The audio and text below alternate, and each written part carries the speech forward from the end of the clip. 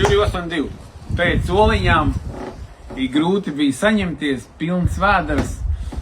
Nu, un tā reize pienākusi 132. diena. Šodien tāds suņa laiks, vējš, lietus.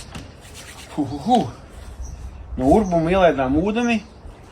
Un kā es aizmirstu, kā sauc to džeku, bet viņam ir taisnība. Reti, kurā urbumā ir zem 5 grādi, un arī mūsu urbumā plus mīnus 7 grādi. Šobrīd vanniņā 7 grādi komats. Bišķi iet pāri malām, bet nu, tā kā šampīts.